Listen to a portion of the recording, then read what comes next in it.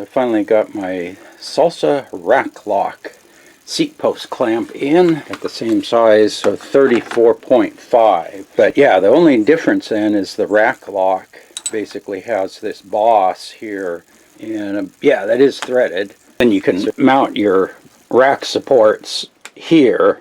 This was the seat post clamp that came on the bike, nothing in the back. And the frame isn't drilled in the back on the seat stays. There's no rack mounting hole, so you have to pick up one of these. Okay, so yeah, I pulled the dropper post out. You've still got the cable hooked up here. And let's see, what I need to do is get that over this way. Yeah, it's a little tight fit. So I removed the pinch bolt there and spread it just a little bit here. There we go, and then just slide that down over there. Yeah, that goes on pretty easy. So let me just feed this back down. Oh, okay. Yeah, that's what happened. I was wondering why this cable up here was extra long. So this is actually the dropper post cable. So I'll just show you over here. I'll pull on that cable. You can watch right here.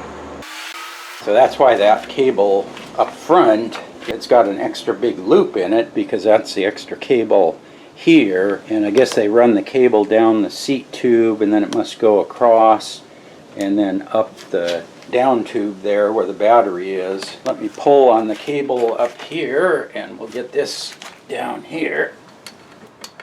Okay, yeah, there's my marks right there. There's the maximum. Let's see, and then you have to get this in there. You just want to be careful because it'll drop out the bottom.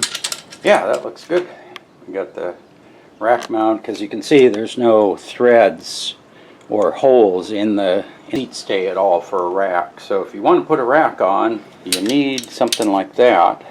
I'll put a link in the video description. There are other versions of this. You know, there's other manufacturers of that part. I just figured I'd get the official Salsa one.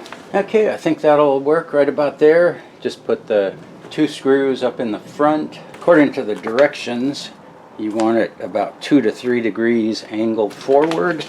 And that pretty much gets me there. I'm at the back of the slot there. There's one more slot, but I don't need to go back that far. So I can go up to 4 degrees, back to about 1.5. I got my little mounting brackets here. I got them painted the last couple of days, left them out in the sun, so they got a good cure on the paint. Yeah, I'll put a nut and a bolt through the bottom. I'll have to get some, yeah, because I'll use up their bolts. Yeah, I need one extra set of bolts, but that's okay. Okay, yeah, I found a flange head bolt there. I think I'm gonna get all the same hardware. This isn't metrics, just what I had around, but I think I like the look of that better, so I'll just pick up a set of, I think these are M5 by about 20 millimeters. Yeah, so I got my hardware replaced. I have some M5 flange head bolts there. So the 2 screws here are also the stainless, and then I also replaced these here so everything's black. I just like the look of it. Everything blends in. So the screws down here look very similar to the motor mount screws. Looks kind of like that rack belongs there.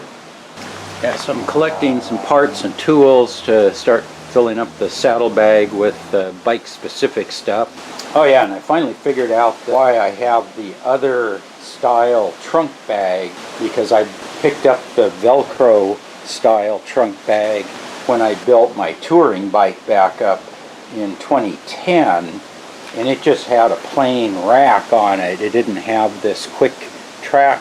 I picked up that Velcro mounted one, and then when I built my Monster Cross bike, I put one of these racks on. Didn't really feel it necessary to pick up another trunk bag. I just moved the Velcro one over to the Monster Cross, and I figured if I ever got another bike with one of these, I would spring for the QuickTrack bag, and so now I did. I got a second bike with one of these, and so I think I'll just try to get my stuff from the Monster Cross bike. I'll move all that into here, and then that way I can just swap this bag between those 2 bikes depending on which one I'm going to ride. I'm really happy with the way that turned out. I like the hardware If you're installing one of these, I'll put links to the hardware kit. So I bought a package of the M5 by 20 screws. I had to cut a few down. I had to cut down the ones in the rack lock, needed to be closer to 16. And then these, I cut them down to about 12. Instead of buying 3 different lengths of screws, I just buy the longest ones and then cut them down as I need them.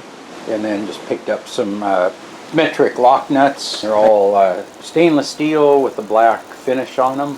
So I like that. They shouldn't rust, and they're black, so they look like they belong on the bike. Really happy the way that turned out. As always, thanks for watching.